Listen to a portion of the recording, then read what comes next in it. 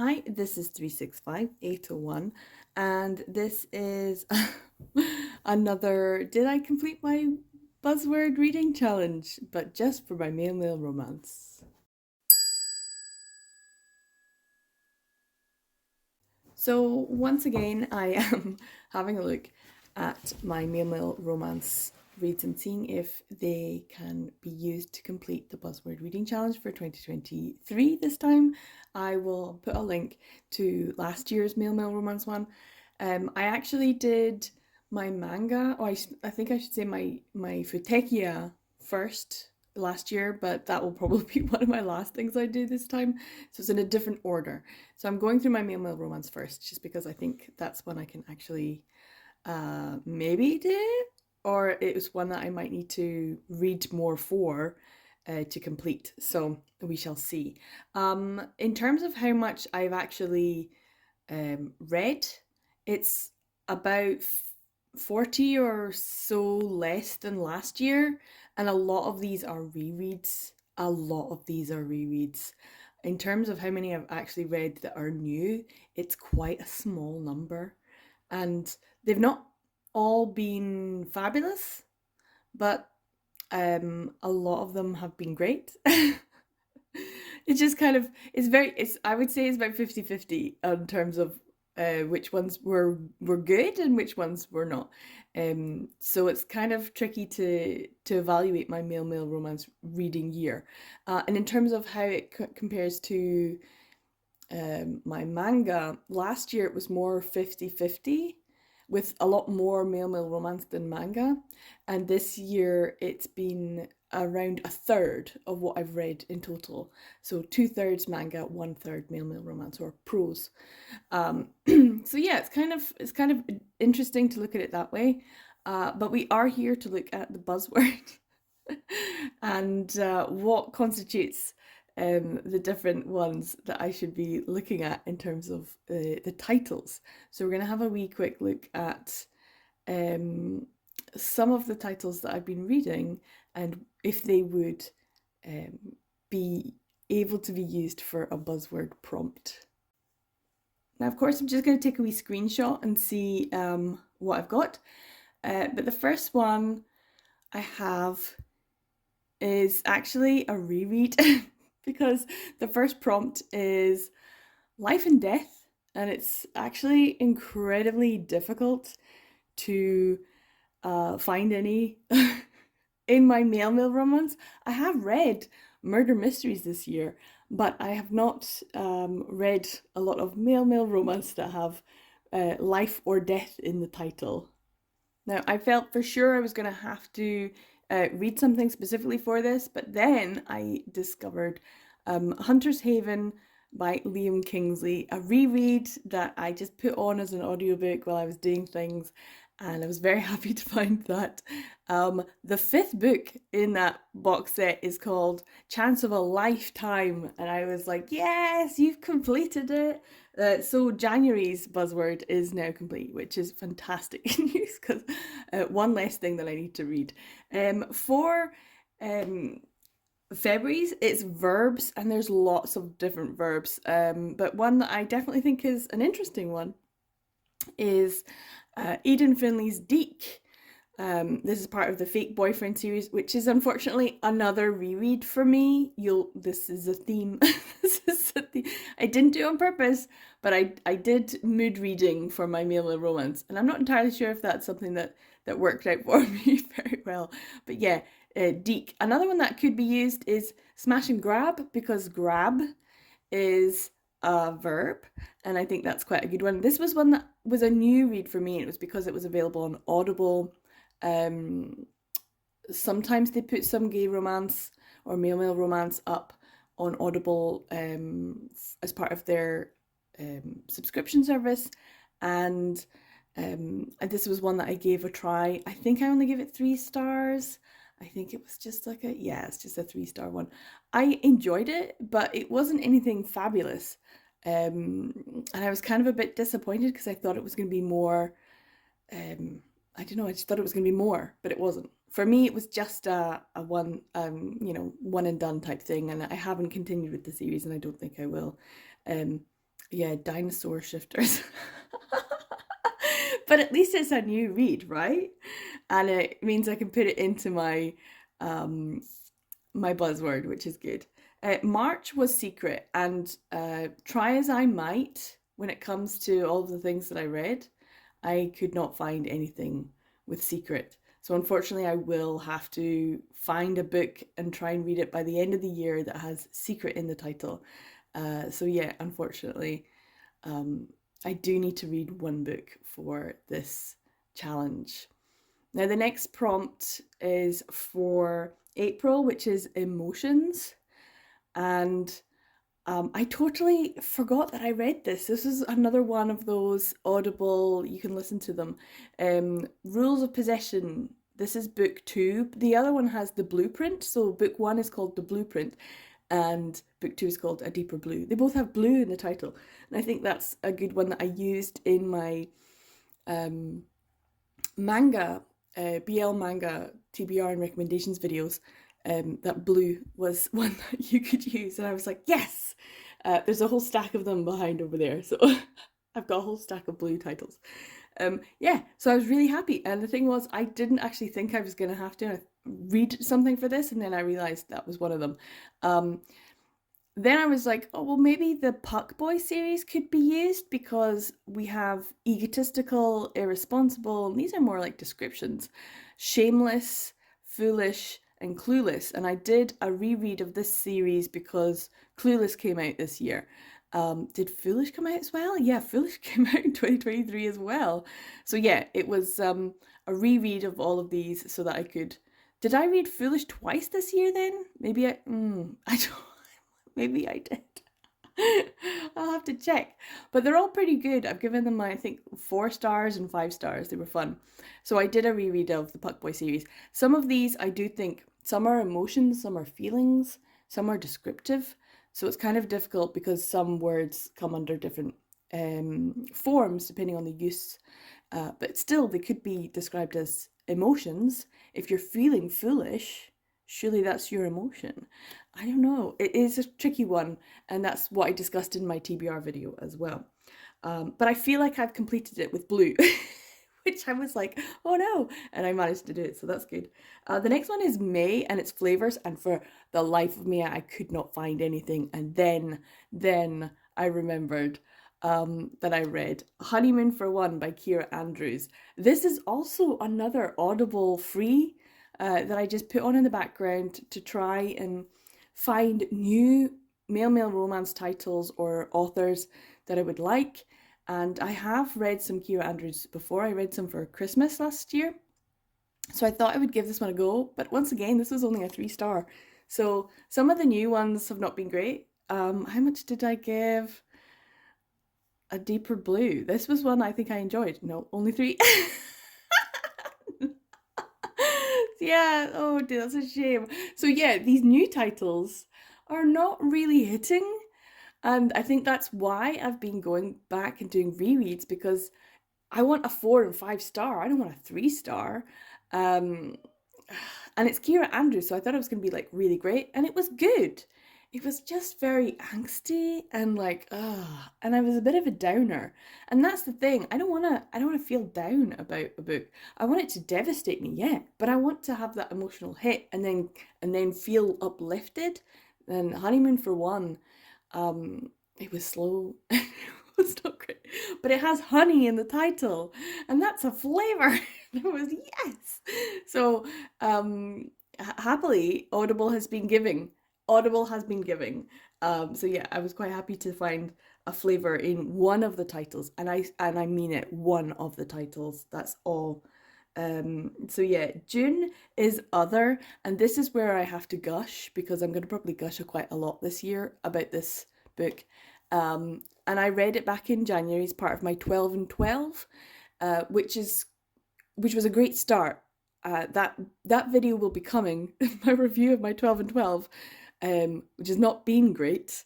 I have to say that, spoiler alert, it's not been great, except that this was the first book I read for it, and it was Vinny Reads on Instagram's recommendation, and I'd never heard of it, and I was even like, who's Sarah Rees Brennan? Even though I have some of her books on my shelf, I was gonna do a 23 and 23. That fell away by the wayside as well. And her books were on the list. I didn't realize. They just didn't even look. But yeah, Sarah Rees Brennan's In Other Lands, which devastated me. This has been the absolute like best surprise.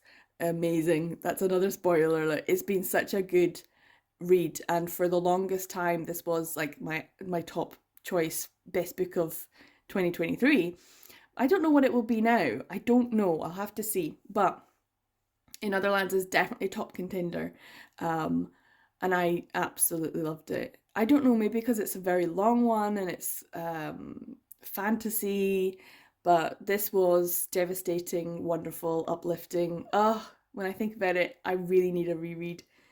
So yeah, this was specifically for the other prompt.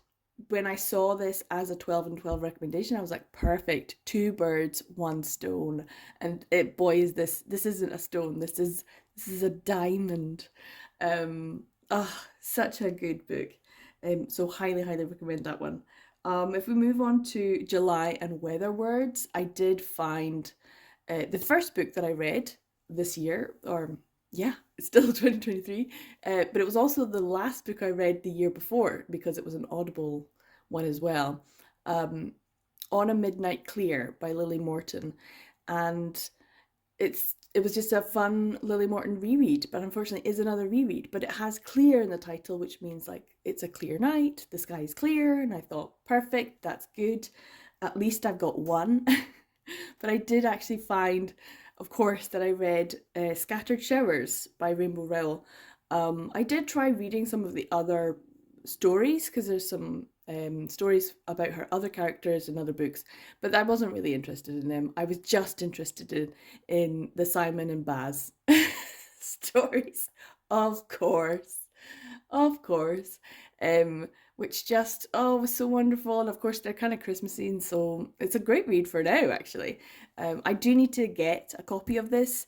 I think it should be fairly straightforward to get a copy, but it's literally just for that story. And just for Simon and Baz because there's just I just love them so much. So yeah, Scattered Showers. Um, I don't know if I'd give it a high rating just because I can't actually really rate the other stories because I don't really understand the significance of them because I haven't read all her other works. But that short story alone was great, and it's perfect for the weather because it's scattered showers and it's exactly what it a perfect buzzword. So yeah, if we move on to August, we got Body Parts, and that I had loads, absolutely loads. So Confetti Hearts, another Lily Morton. This one is the first in the Confetti Hitched series that she's gonna be doing, and this follows a wedding planner, Jo, who is also in Vowmaker, which is the second book in Gabe and Dylan's story from what is it? Deal Breaker? Is that what it's called? I can't remember. So yeah, it's part of her. It's just part of her lore, her universe of interconnecting. And this one was a second chance romance, and I always say I don't like second chance romances. Like it's not my favorite. And then I'll read them, and I'm just devastated every single time. Every single time because there has to be heartbreak, but it has to be heartbreak for a good reason. And I hate it when the reason is rubbish. And I can't even remember why these two didn't work out in the end. Like, what was it that I can't remember why, but I remember being like, oh, is that it? Which is always a bad sign. So I know that this was fun, but it wasn't my favourite second chance. I think After Felix is still a good one and a good reason for breaking up in the first place. So yeah, you need to have a good breakup reason that is still in the same way kind of easily overcomable. But it wasn't, and I liked that about After Felix. So yeah, this one was okay. It was nice. It was very Lily Morton, and it kind of made me feel like maybe her sparkle um, is not quite shining as brightly. But we'll see. I kind of enjoyed it. It kind of made me feel like Lily Morton, you know. So it's kind of interesting. She's still one of my top favorite authors. They because she gives me the dopamine hit that I need, unlike some of the other books. Anyway, back to some more. Like this one, Headstrong. This was an Eden Finley, and I was like, oh, well, obviously it's going to hit. No, I only gave it 3 stars. And this was once again part of the Audible free gay romance that they were putting out, and it was part of the Vino and Veritas series. I read quite a few of them, and none of them hit. None of them gave me the dopamine that I needed. They did not give me serotonin. I was like, this is a slog. I'm not enjoying myself. And I feel like next year I'm going to have to just be like, no, DNF, you're not cutting it.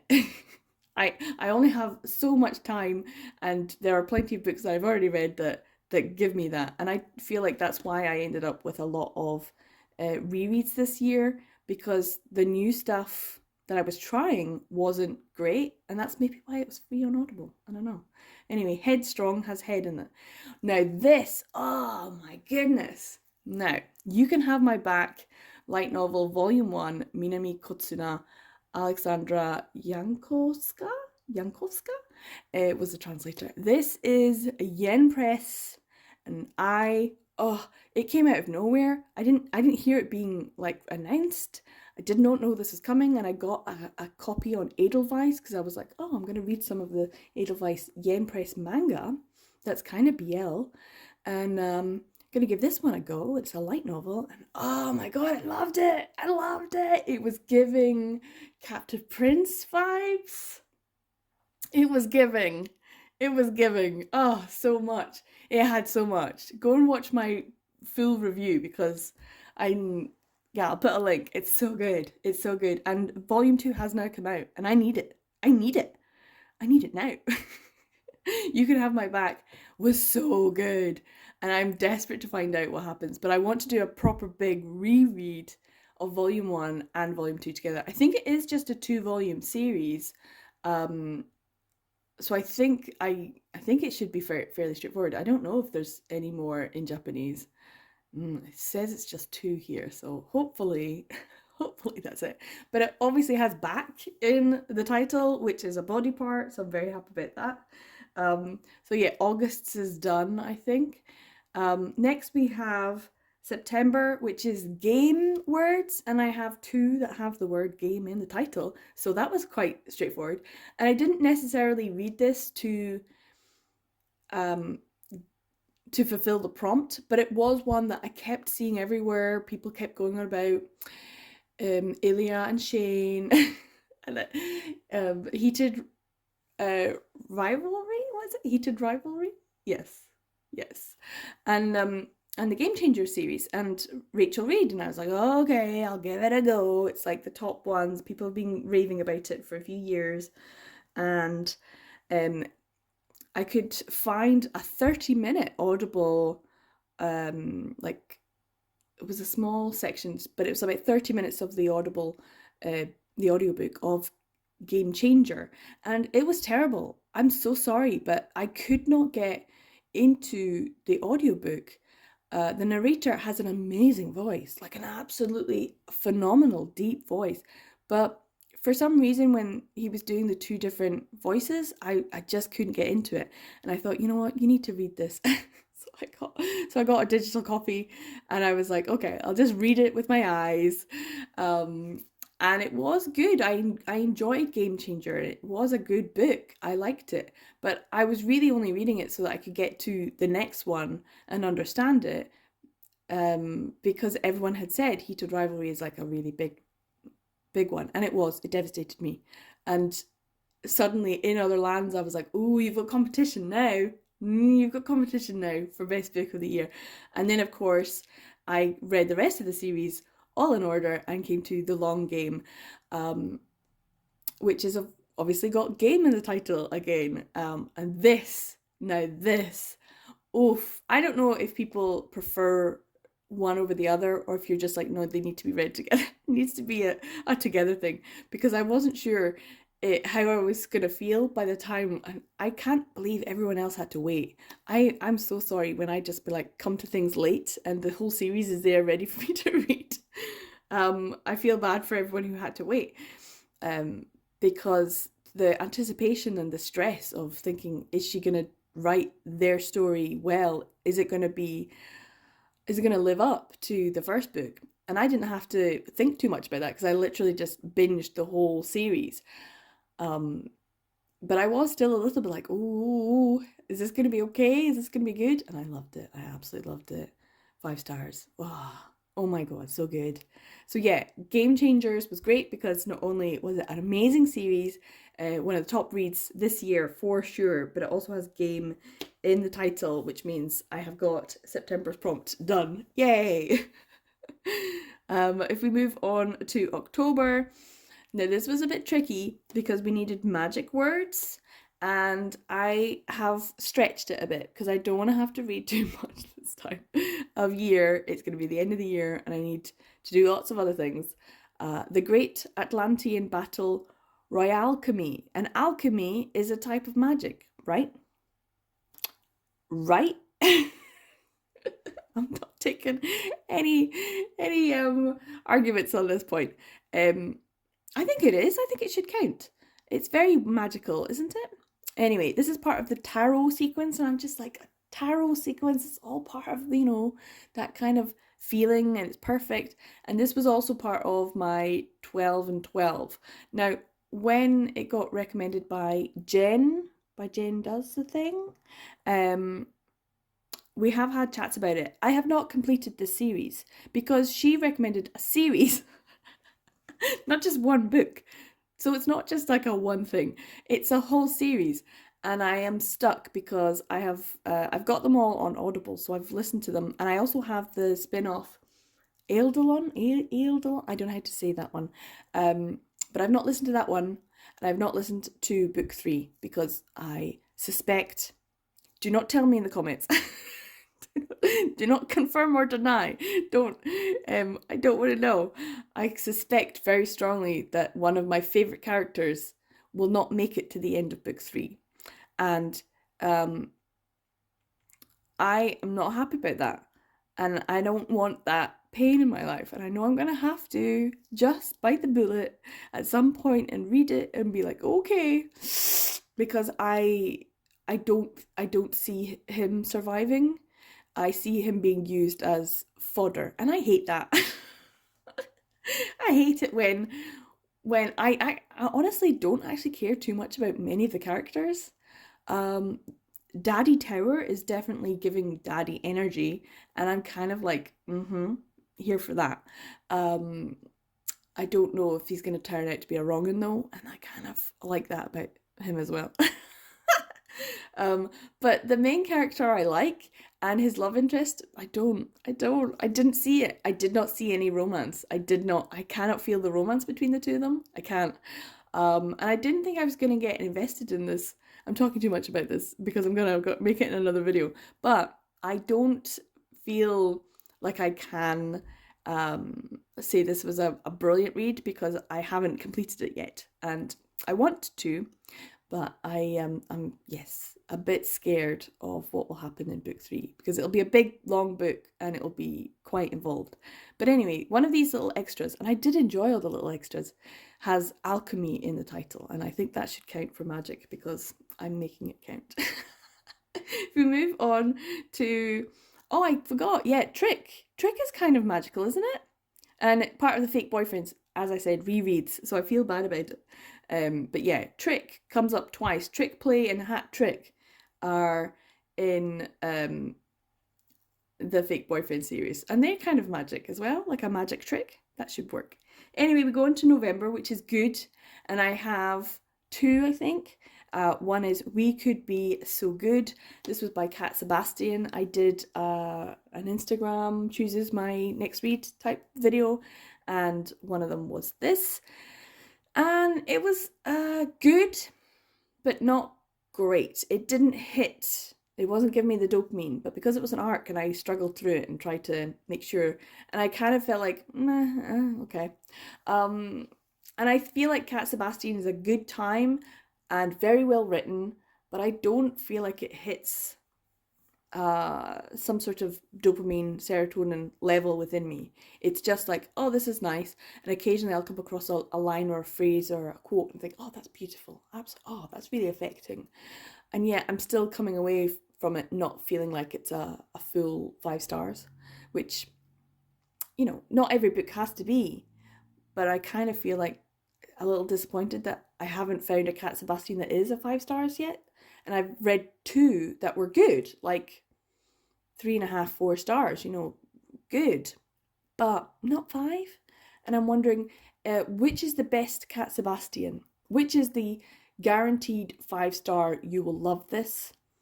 And if you could put them in the comments, that would be great. Because there's a few male romance authors that I've read 2 from, and they've been okay, but they haven't been amazing.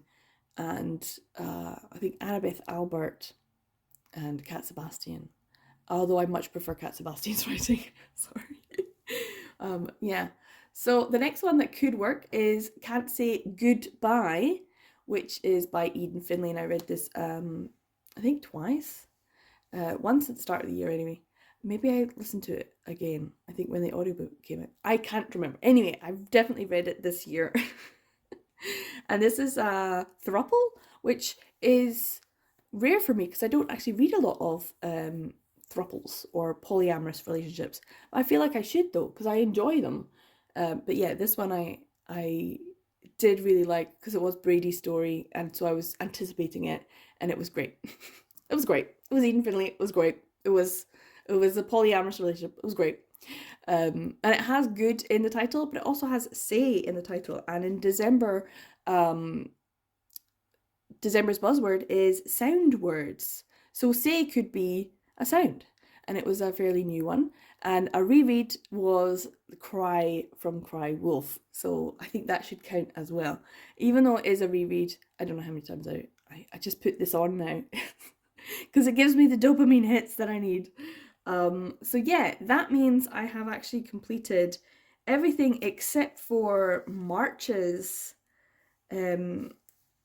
March's buzzword, which was secret. And I was like, but I thought I had read something, or I was gonna read something. I planned to read something that I knew had secret in the title. And that's when I went back and saw in my TBRs, wanting to read things like that, was number 1 in the Doomsday Books series, The Secret Lives, which also had lives in the title, of Country Gentlemen by KJ Charles, which came out here in the UK, I think, in March. And so it was like, oh, that's what you were gonna read. And I actually have a digital copy. I then went out and got a physical copy as well. So I now have a physical copy of The Secret Lives of Country Gentlemen.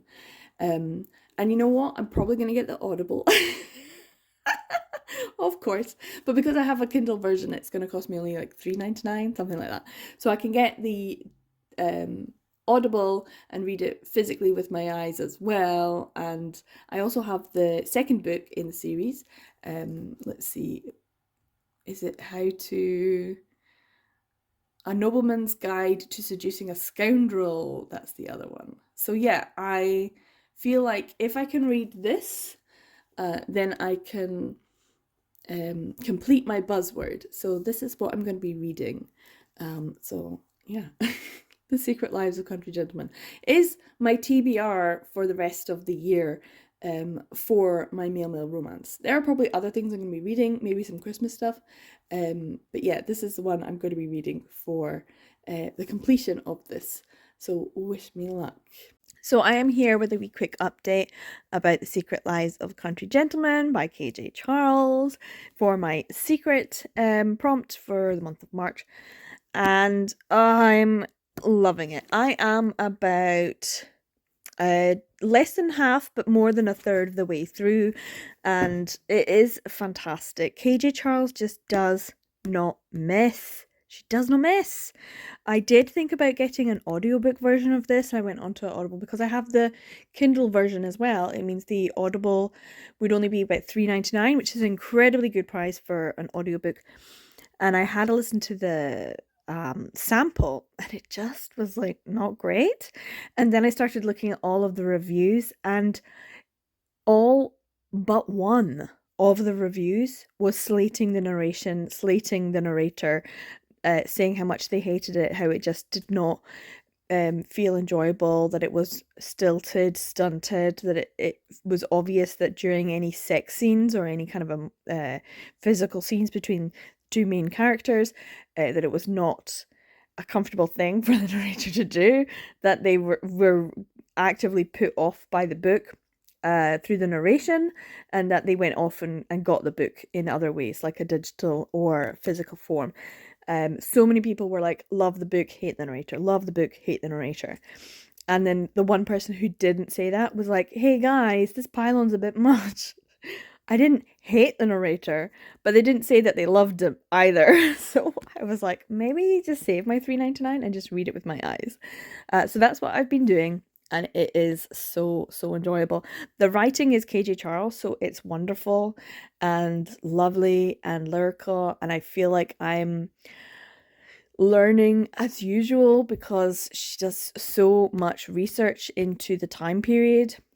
And this is, of course, a historical set in 1810, and we're introduced to two men who are enjoying a dalliance in an establishment in London, the kind of establishment where like-minded men can meet and have a quick fumble in the back alleyway. It's full of danger, but also safe haven kind of vibes, because those are the places where men could meet other men who would want to meet other men. And we are introduced to two characters, and they are given the availability, the use of one of the rooms upstairs, which is a luxury. And with that luxury, you have a room and a bed, and you can be fully naked, which is not something that a lot of men at the time would be able to do in 1810. And these two men, who are known as London and Kent because they don't use their real names, enjoy this dalliance over a period of time. It's a very short period of time, but they are getting to know each other. And through this luxury of intimacy, they are building an emotional intimacy as well. And unfortunately, they end up having a bit of an argument and they part ways, and we don't think, oh, they're ever going to be seeing each other again, except that was only like the first chapter of the book, so you knew that they were going to. And then we get introduced to London, whose name is Gareth, and he is traveling to an area called Romney Marsh, which is in, you guessed it, Kent. And we find out that he is actually going to Romney Marsh to inherit the baronetcy from his late and estranged father. So he will now be known as Sir Gareth Inglis.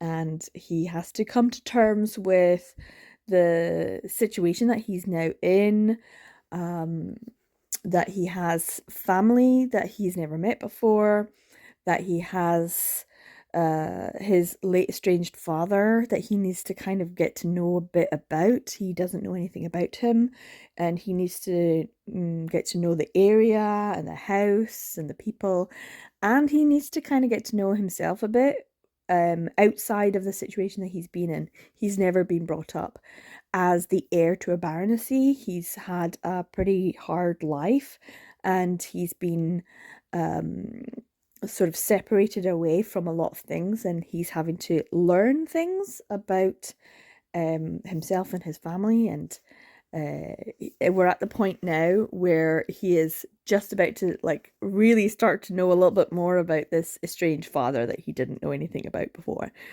who sounds like a total arsehole. Not gonna lie. And of course, while he's there, he also needs to get to know a little bit about Kent, who is in Romney Marsh, and they reunite and have a bit of a difficult kind of reacquaintancing.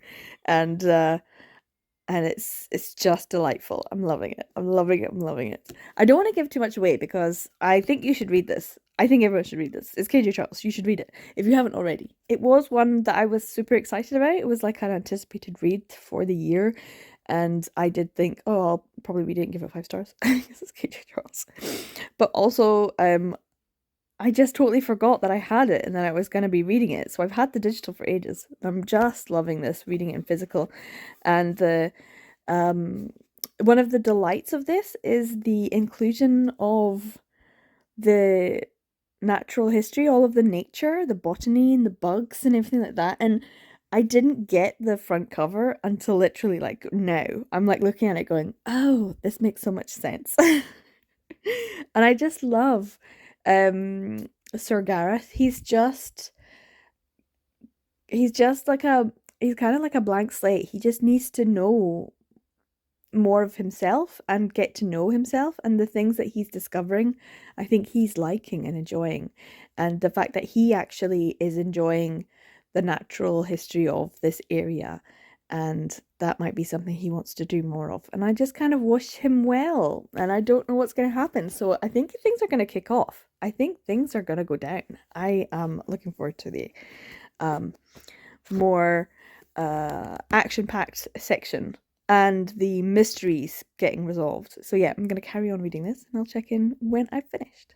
So I have now finished The Secret Lives of Country Gentlemen by KJ Charles.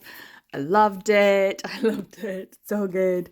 It has a short little chapter at the end, A Nobleman's Guide to Seducing a Scoundrel. So the first chapter of that, which is set, about 13 years after the end of this one. So I did have a wee sneak read of that first chapter, so I know I'm going to love that, and that's something I will probably read in 2024.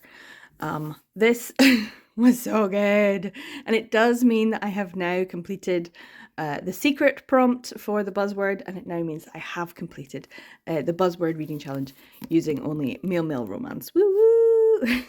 I'm very happy about that. Yeah, this was a great one. It was KJ Charles. Everything I said before, I stand by, and it just got better and better. The second half was a lot more action-packed, very much what you would expect, a bit of swashbuckling, a bit of intrigue and smuggling and all that kind of stuff. So yeah, it was a great ending. I really enjoyed it. I wonder if we'll come across these two in the next book. Maybe, maybe not. I don't know. But they are lovely.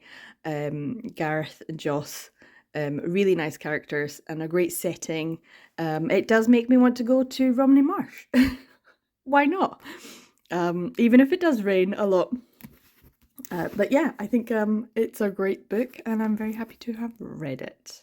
So in terms of everything that I read, some of them were good, but many of them were either rereads or they weren't that great. 3 stars. Whereas this one, yeah, I would give this 5 star for sure. I do think some of the titles that I've enjoyed this year weren't ones that were on the Buzzword, and that's fine. And I do think I'm going to have to be a bit more selective for 2024. Maybe look out for ones that will fulfill a prompt, but also if I don't fulfill the prompts using male romance next year, that's fine. I don't mind. I think I would just prefer to read things that I really enjoy. I'm looking for new books to read. I don't want to just keep rereading ones. I want to be able to read new books and really love them. And the ones that I've really loved this year so far have been ones that I was excited about. And the ones that I've just read incidentally that fulfilled a prompt were ones on like the Audible free gay romance ones. That's not to say they weren't good, but a 3 star is a 3 star, and I would prefer 5s. So I definitely think I'm going to have to review my reading choices and my reading habits for 2024, and I'll probably talk about that more in another video in terms of my goals. So look forward to that one. I'm very happy that I'll be able to complete this. Have you read any of the books that I've read? What do you think? Let me know in the comments down below. And look out for my videos on my BL Manga and Futekia for my Buzzword completion reviews. So they'll be up on the channel as well. Thanks for watching to the end of this video. I'm 36581. I make videos about BL, manga, male romance, and all that good stuff. Give this a like if you enjoyed it. Comment, subscribe, share, all those good things help out the channel. And I'll see you in the next video. Bye!